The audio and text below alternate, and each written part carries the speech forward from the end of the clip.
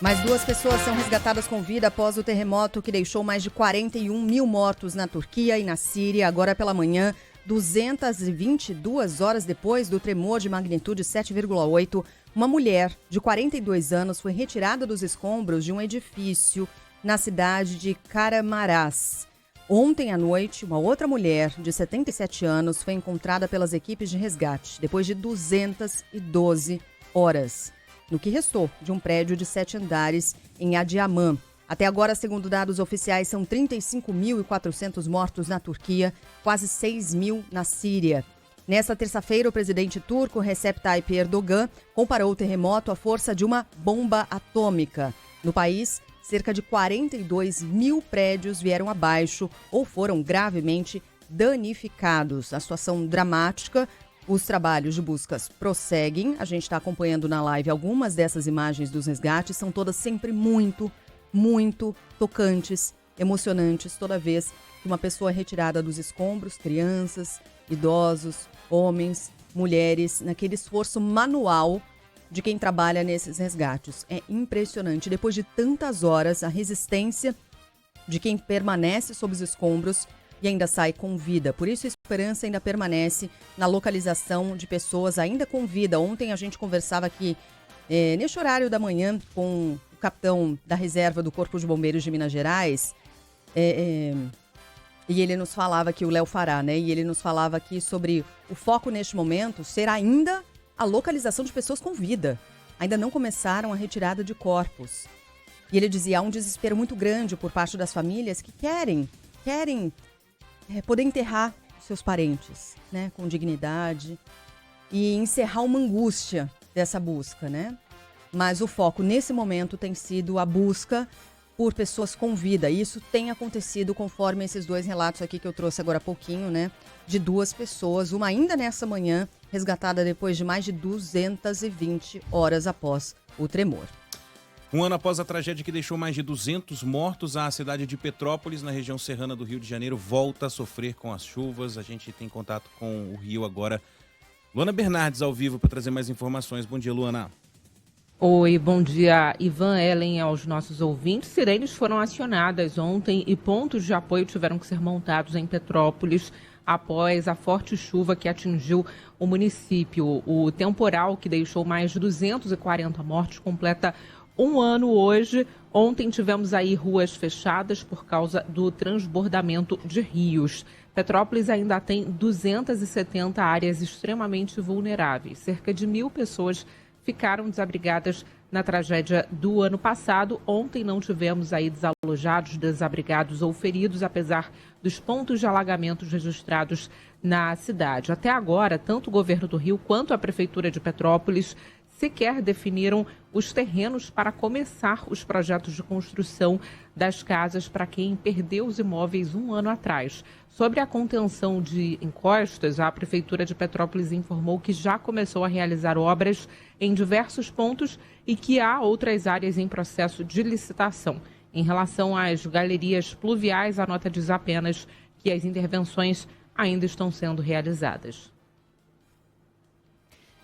Obrigada. Agora a gente vem para São Paulo, porque ainda há desaparecidos em São Paulo. Fala, Elaine Freires. As buscas serão retomadas ao longo das próximas horas. A Defesa Civil informa que 26 é o número de mortos em decorrência das chuvas no estado de São Paulo desde o dia 1º de dezembro, quando começou o verão.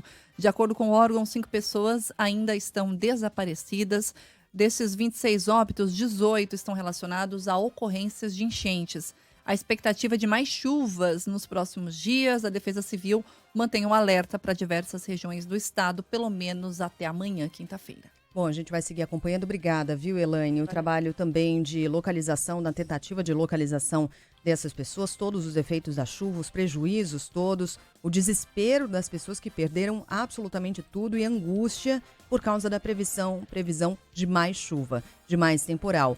Tanto na programação para São Paulo, quanto na programação para o Rio de Janeiro, de olho e muito perto desse assunto aqui. E também aqui na Rede Band News FM, logo mais a gente volta a falar sobre a situação no Rio de Janeiro, mas nós vamos direto a Petrópolis. Luana Bernardes trouxe até há pouco um panorama geral, mas em instantes a gente vai acionar nossa reportagem ao vivo direto de Petrópolis, na região serrana do Rio de Janeiro.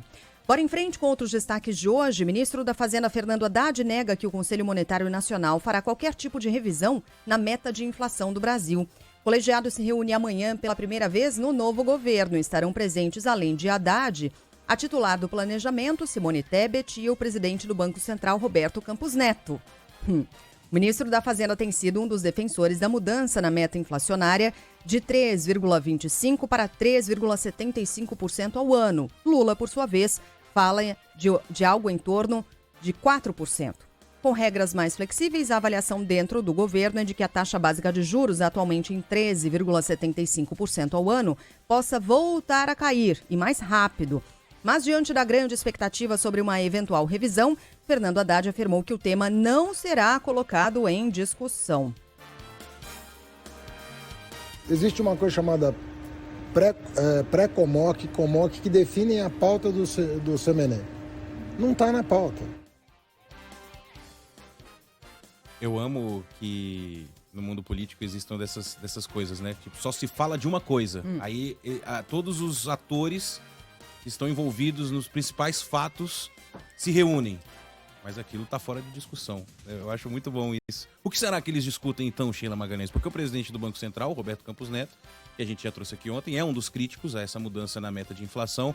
Para ele, a revisão, diferente do que pensa o ministro da Fazenda, teria um efeito contrário, né? Criaria dificuldades para uma eventual queda na taxa de juros. Ontem, o Roberto Campos Neto pediu boa vontade ao mercado financeiro com o novo governo.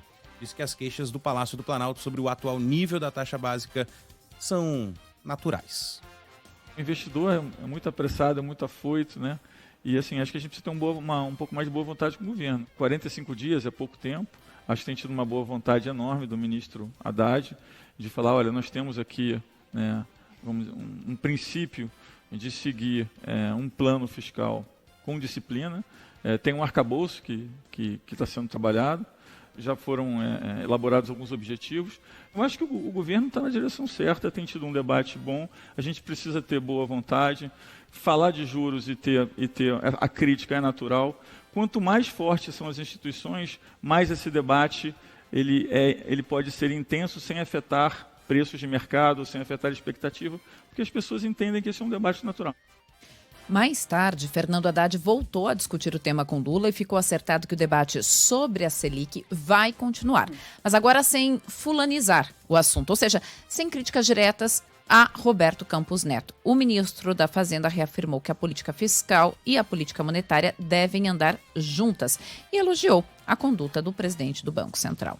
Você não consegue cumprir um fiscal sem o monetário ajudar. Você não consegue cumprir o monetário sem o fiscal ajudar.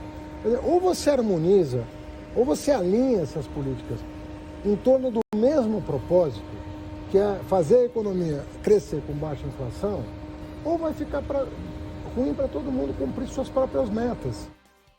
Em reunião do Congresso, governadores cobram a reposição de perdas com o ICMS para não elevar impostos. Fala aí, Rafael Procópio. Governadores cobram o empenho do Congresso para solucionar o impasse que envolve a compensação aos estados por perdas de arrecadação com o ICMS. Representantes de 5 unidades da Federação e do Distrito Federal se reuniram com os presidentes da Câmara, Arthur Lira, e do Senado, Rodrigo Pacheco. Segundo eles, o rombo deixado pelas mudanças avalizadas pelo antigo governo chega a 45 bilhões de reais. Em contrapartida, a União deveria se comprometer, num primeiro momento, a ressarcir os estados em 22 bilhões de reais. A perda de receita se deu após mudanças sobre o ICMS de combustíveis, energia e telecomunicações. A expectativa dos governadores é que as tratativas evoluam nos próximos dias e haja um desfecho para o impasse até o mês de março.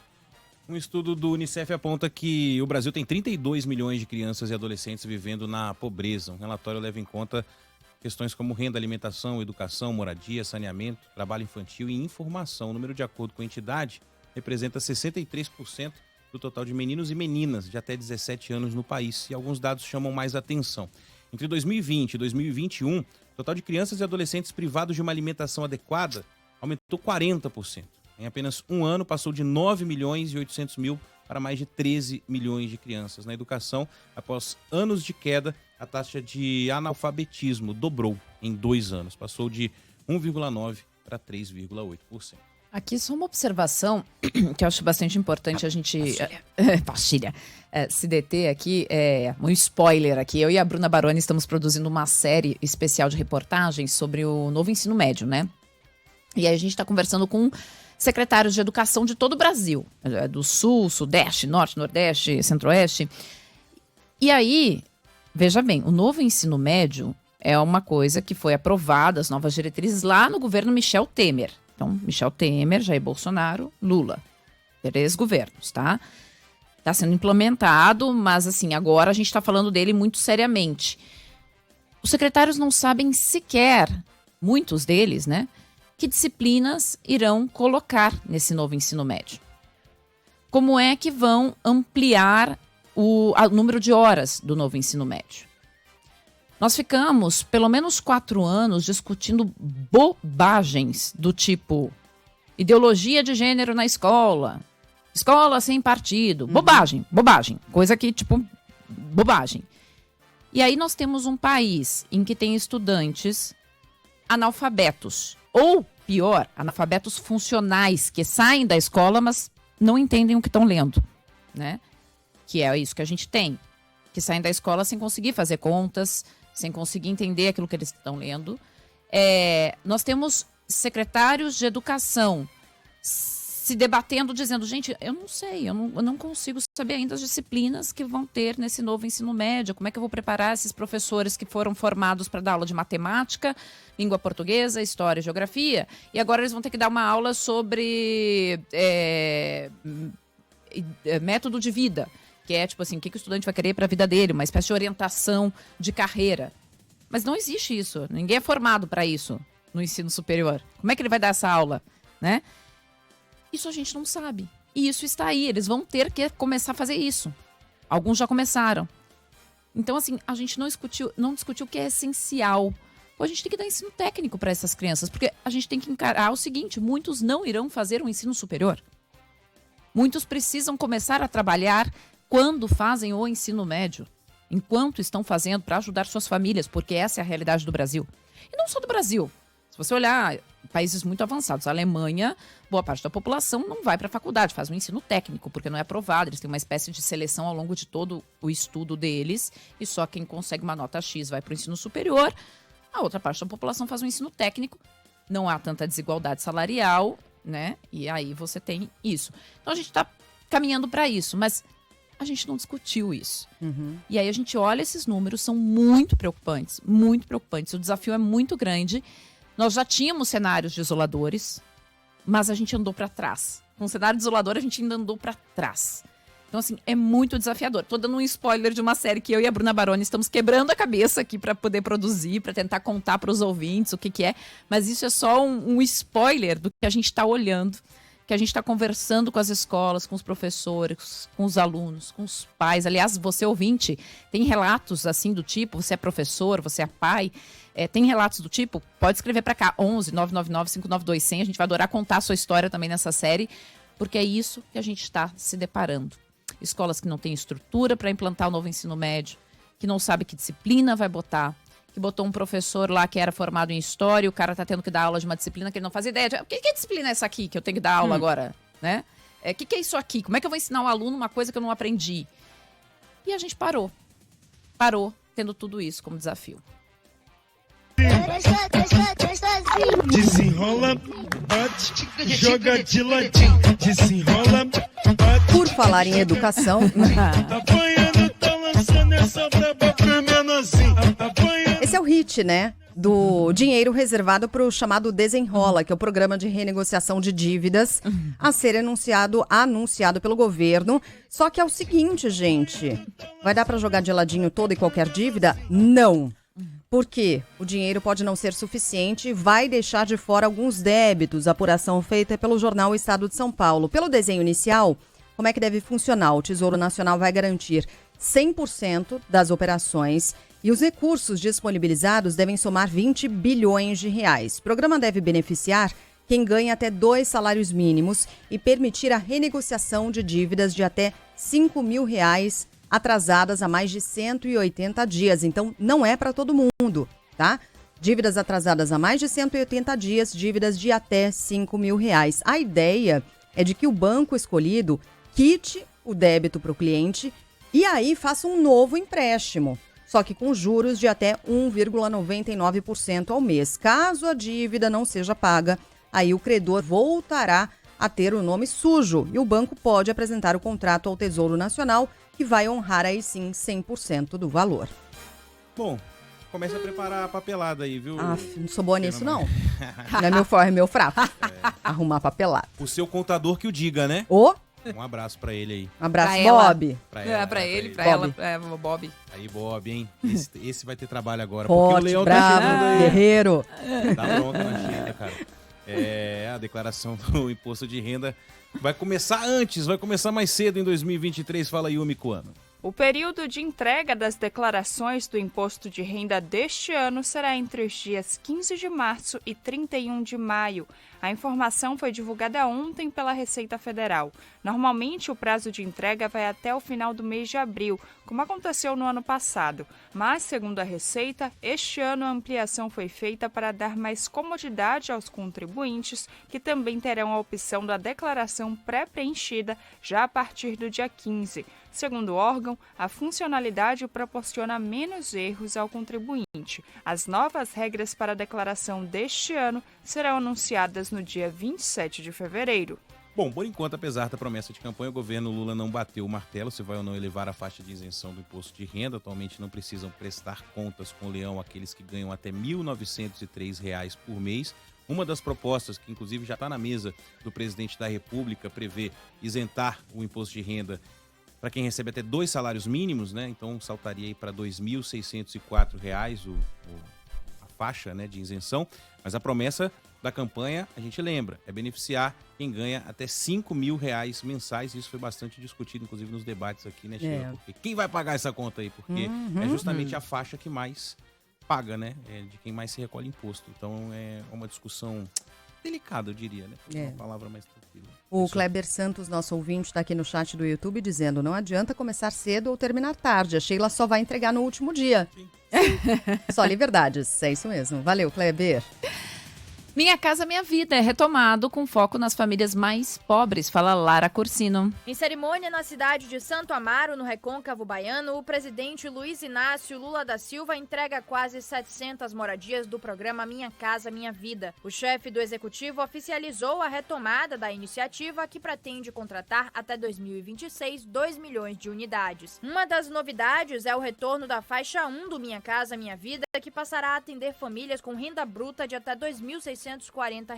Antes, esse limite era de R$ 1.800. Na ocasião, Lula também assinou uma ordem de serviço para retomar mais de 5.000 construções do programa de habitações. No evento, ele garantiu que as quase 15.000 obras paradas em todo o Brasil voltarão a progredir. Eu vou começar a viajar o Brasil com meus ministros. Nós vamos visitar cidades, vamos visitar estados e vamos fazer com que todas as obras que estão paralisadas voltem a ser construídas. No campo da educação, nós temos mais de 4.000 obras paradas. Ao todo, são 14.800 obras paradas. E a gente vai começar a tocar todas elas para que esse país volte a caminhar e a produzir crescimento econômico nesse país. Bem, saiu a primeira pesquisa sobre o novo governo e apontou que 40% dos brasileiros aprovam a gestão do presidente Lula.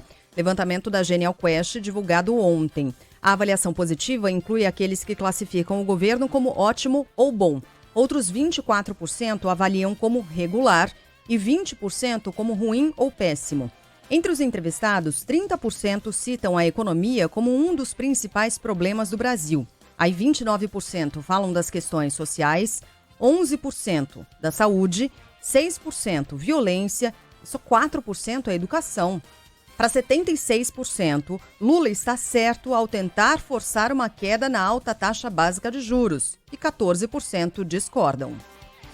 Mudando de assunto, o TSE, Tribunal Superior Eleitoral, mantém a chamada minuta do golpe em uma das investigações que foram abertas contra o ex-presidente Jair Bolsonaro. De Brasília, fala João Pedro Melo. Em uma análise rápida, o plenário do Tribunal Superior Eleitoral concordou e referendou a decisão tomada pelo Corregedor-Geral Eleitoral, ministro Benedito Gonçalves, que incluiu a minuta de um decreto golpista na investigação contra o ex-presidente Jair Bolsonaro por ataque ao processo eleitoral.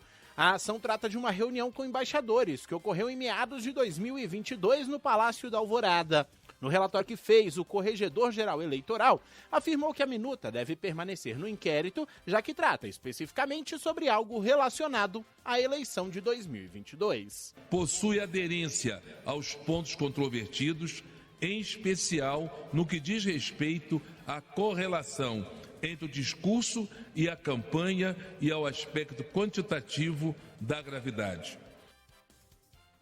Chega a 835 o número de denunciados por envolvimentos nos atos criminosos do dia 8 de janeiro. Fala Leandro Aislan. A Procuradoria-Geral da República enviou ao Supremo Tribunal Federal denúncias contra 137 pessoas presas em flagrante dentro do Palácio do Planalto nos atos de 8 de janeiro. A ação também pede a denúncia de outras 2 pessoas presas na Praça dos Três Poderes, portando materiais como rojões, facas, cartuchos de gás, lacrimogênio e itens usados para produzir explosivos caseiros tipo o coquetel Molotov. Elas são acusadas de associação criminosa armada, abolição violenta do Estado Democrático de Direito, golpe de Estado, dano qualificado contra o patrimônio da União, além de deterioração de patrimônio tombado. Até agora, já foram denunciadas 835 pessoas. Os alvos da nova operação contra a extração ilegal de ouro na terra Yanomami, em Roraima, movimentaram mais de 400 milhões de reais. Os detalhes chegam com a Cindy Lopes. A Polícia Federal investiga a quadrilha envolvida na compra de ouro extraído ilegalmente da terra indígena Yanomami, em Roraima. Segundo as apurações, o esquema de financiamento do garimpo teria movimentado mais de 400 milhões de reais em 5 anos. Entre os envolvidos estão empresários, advogados e um servidor público da Prefeitura de Boa Vista. Para a saída do ouro de Roraima, o grupo contava com o apoio do funcionário de uma companhia aérea que ajudava no despacho do mineral. Ontem, a Polícia Federal cumpriu pelo menos 13 mandados de busca e apreensão durante a operação deflagrada em Roraima, São Paulo e Goiás. Condenado na Lava Jato, o ex-ministro José Dirceu tem a pena reduzida pelo Superior Tribunal de Justiça, ao destaque do Ângelo Sfayer. Por unanimidade, a 5ª turma do STJ decidiu reduzir pela metade a pena aplicada ao ex-ministro José Dirceu em uma das ações a que ele responde na Lava Jato. Se trata do processo relacionado à 30ª fase da operação, na qual o petista foi acusado de receber R$2 milhões em propinas para intermediar contratos de uma empresa de tubos com a Petrobras. Atendendo a um recurso da defesa, os ministros do STJ decidiram excluir a condenação por lavagem de dinheiro, mantendo apenas a punição por corrupção passiva. Dessa forma, a pena passou de 8 anos e 10 meses para 4 anos e 7 meses de reclusão em regime semiaberto. Depois de 50 anos, os peritos concluem que o poeta chileno Pablo Neruda foi envenenado. Eita. Até então, a informação oficial era de que ele havia morrido por complicações de um câncer de próstata. Fala Arthur Coelho. Peritos internacionais concluem que o poeta chileno Pablo Neruda foi envenenado. Segundo uma pesquisa que examinou os restos mortais do escritor, ele morreu pela ação da bactéria do botulismo, que é altamente agressiva e resistente a antibióticos. A família acredita que a bactéria tenha sido injetada no poeta. Nobel de Literatura em 1971, Neruda morreu em 1973, 12 dias depois do golpe de Estado que derrubou o presidente Salvador Allende. A causa oficial até então era de câncer de próstata, que foi contestada numa investigação aberta em 2011 pela Justiça chilena. O laudo científico será divulgado oficialmente hoje e analisado por uma juíza. É interessante essa história. Ontem eu estava lendo porque o motorista dele sempre suspeitou deste envenenamento. E defendia que isso tinha acontecido, mas a justificativa oficial ali, logo que houve o golpe contra Pinochet, é que ele havia morrido em decorrência de um câncer. E aí fizeram a exumação, no primeiro exame pós-exumação deu que não havia essa constatação do envenenamento. Aí parece que foi um segundo exame que comprovou o envenenamento. E o Neruda é uma figura pessoalmente muito contraditória. Ele teve uma filhinha que teve hidrocefalia, e aí ele abandonou a filha e a mãe. A filha e a mãe passaram fome, abandonou mesmo, assim, não só fisicamente, mas economicamente. A menina morreu com 8 anos de idade, foram abandonadas por ele. Ele tem um caso, ele foi acusado de um caso de estupro. Ele era um homem, assim, uma figura muito controversa, mas enfim, uma figura de seu tempo. Agora, aí a figura artística dele é incontestável, né? É uma figura incontestável artisticamente, um grande poeta, uma grande figura, um Nobel de Literatura, enfim, que tem que ser reconhecida. E agora essa comprovação, então, do envenenamento dele, que realmente... E o motorista está vivo ainda, ou pelo menos estava até o momento que foi comprovado esse envenenamento, estava vivo. Que foi quem sempre lutou para tentar ter essa comprovação. Esse aqui é a música tema de O Carteiro e o Poeta. É lindo, lindo, viu? Pra quem ainda não assistiu, eu falei... é um filme antigo e tal, né? Mas é lindo, lindo. Eu falei golpe contra o Pinochet, não, velho. O golpe contra o Allende, né? Do Pinochet contra o Allende. Acho que eu troquei aqui. O Carteiro e o Poeta. Que não é exatamente sobre o Pablo Neruda, mas tem o Pablo Neruda, é um dos personagens centrais, mas eu prefiro dizer que a história é sobre o carteiro, né? Il Postino. É lindo, hein? Vale. Pra quem gosta de poesia. História de amor, linda, linda. A música também, né?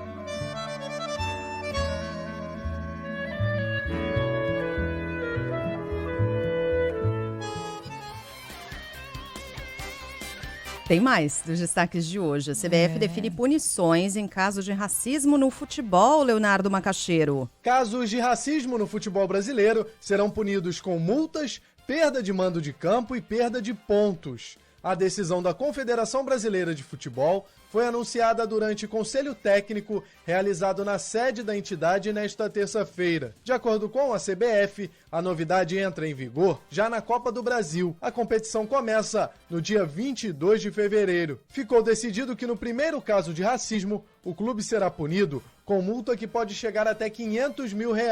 Na segunda vez, o time vai perder mando de campo ou vai jogar com portões fechados. Só haverá perda de ponto caso aconteça pela terceira vez com o mesmo clube. Em Goiás, empresários, jogadores e apostadores são alvos de uma investigação sobre manipulação de resultados, fala Sabrina Vilela. Os envolvidos na operação para investigar supostas fraudes nos resultados de partidas da Série B do Campeonato Brasileiro em 2022 tinham o objetivo de gerar lucro de pelo menos R$2 milhões para o apostador. As informações preliminares são do Grupo de Atuação Especial de Combate ao Crime Organizado do Ministério Público de Goiás. O MPGO afirmou que investiga também manipulações em jogos do Campeonato Goiano e de outros estaduais. Um dos jogadores do Vila Nova, que é alvo da investigação por participação da fraude, teria recebido um sinal de R$10 mil para que pudesse fazer um pênalti. Se o pênalti tivesse sido marcado, ele receberia R$140 mil. O Vila Nova é responsável pela denúncia ao Ministério Público. Foi beijando minha boca com a mão na minha nuca. Essa bebê provoca a bunda dela, pulsa, vem deslizando. Que eu tô gostando, ela me pede, não para não, meu bem. E vem sentando gostosinho pro pai. E vem jogando de ladinho, vem deslizando. Que eu tô gostando. Cara, não para, né? Esse hit não para. É isso, Retomada do carnaval na Bahia leva milhares de baianos, turistas à rua de Salvador. Ontem teve Léo Santana. Hoje a festa continua. Depois de 2 anos de pandemia, a folia promete ser a maior dos últimos tempos. Fala aí, Paloma Moraes. Hoje será a vez do bloco Habeas Corpus e outras fanfarras desfilarem entre o Farol da Barra e o Morro do Cristo, na Avenida Oceânica, em Salvador, na última festa pré-carnavalesca antes da abertura oficial da folia amanhã. Ontem, o cantor Léo Santana arrastou uma multidão durante o pipoco na orla de Salvador. O folião sentiu o gostinho da folia ao som do pagode do gigante. No repertório, claro, manda as candidatos à música do carnaval Zona de Perigo. Tava todo mundo em casa, então bora ver o Léo e pronto, estamos aqui, chegamos com tudo. Vim pensar que eu tô aqui com minha amiga, são mais de 25 anos de amizade, curtindo o carnaval, e agora a gente tá podendo trazer as nossas filhas pra curtir o que a gente curte, ver o que a gente curtia, mas muita felicidade de estar aqui. Por aqui, os foliões estão nos últimos preparativos para o carnaval. Os abadás, camisas usadas para acessar blocos e camarotes, já começaram a ser entregues. Na segunda, a fila para pegar a fantasia do bloco de travestidos As Muquiranas, deu voltas no estacionamento de um shopping da capital baiana e quem foi buscar a fantasia transformou o local em mais um circuito da folia. Em imagens gravadas pelos foliões, é possível ver uma multidão correndo como se estivesse atrás de um trio elétrico na avenida, enquanto faziam a coreografia de uma banda de pagode. O pessoal tá falando, nossa, mas essa música, gente, é um dos hits. É isso tem mesmo. Tem esse outro, tem da Ivete, cria da Ivete. É boa essa também. Essa eu gostei, é boa. gostei. Tem um gente bravo aqui falando, pô, mas eles acabaram de falar de Pablo Neruda e tal. Gente, por é favor, carnaval. elitismo cultural. Isso. Vai com elitismo cultural. Vai. Tem pra todo gosto, vai. Por favor, né? Por favor. É boa. É bom. Toca um Beethoven aí, vai. É isso, vamos lá. Ai, gente. Você ouviu Quinta Sinfonia. Agora, é uma geração cansada, né? A gente já falou disso aqui, né? Tudo é senta. Senta aqui. Mas é o seguinte, nem Mas tudo... sabe por quê? A gente já vai explicar. Isso aí tem uma teoria. Sério que Eu você acho vai explicar? Eu acho que sim. Eu acho que é mais fala do que prática. Pode ser. Pode ser. Eu acho que você é mais fala do que prática. Mas é o seguinte, nem tudo é festa também, assim, né? Porque se você olhar para os valores, para os preços, produtos, serviços do carnaval, teve uma alta, uma alta legal, viu? Quer dizer, legal.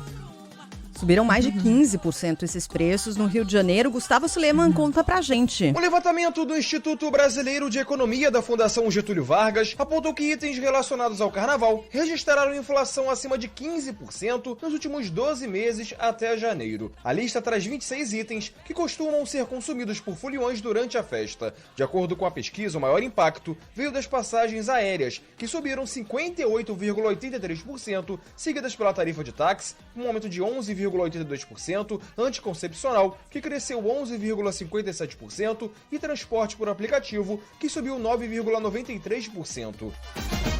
Eu quero ver tu esquecer depois do chá que eu te dei.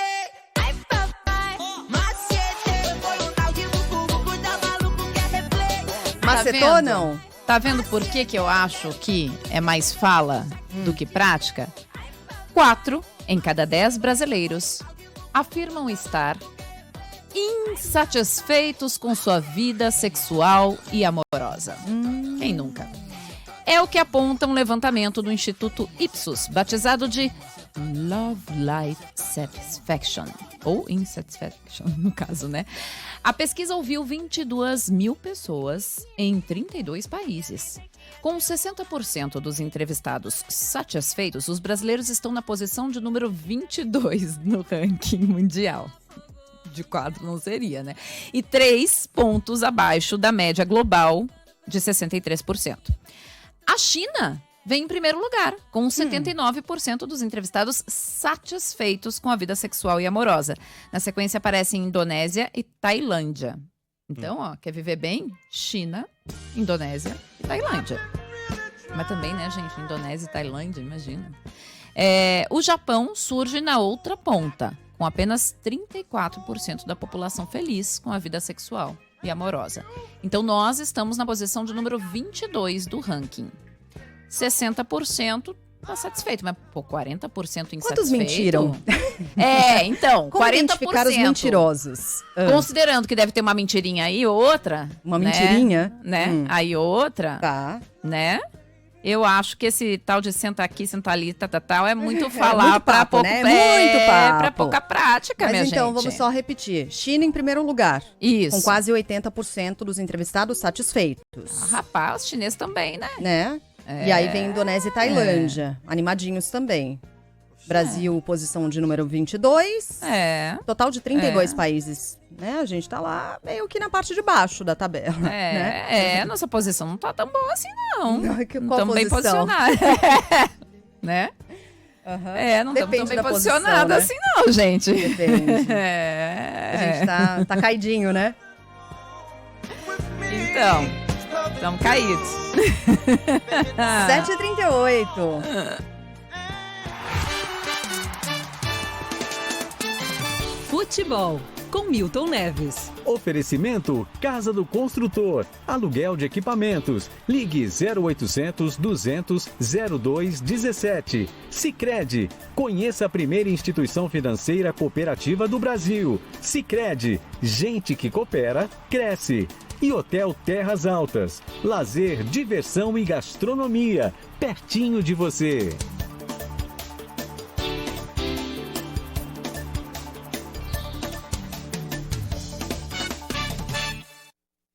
Fala, Milton, bom dia. Bom dia pra você, Sheila Magalhães. Oi, meu caro Ivan Brandão. Fala, cabeção. Bom dia pra você, Ellen Garcês Brown, Bom dia. todos os ouvintes da Band News FM em todo o Brasil. É isso aí. E ontem, não tá nada bom pro PSG.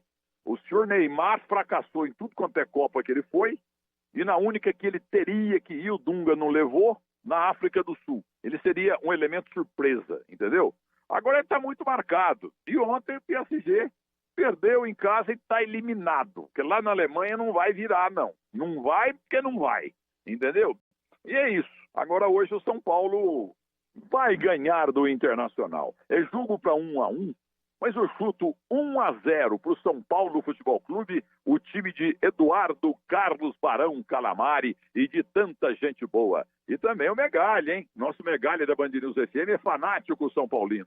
Então foram rápidas pinceladas nesta quarta-feira. Grande abraço para vocês e até amanhã.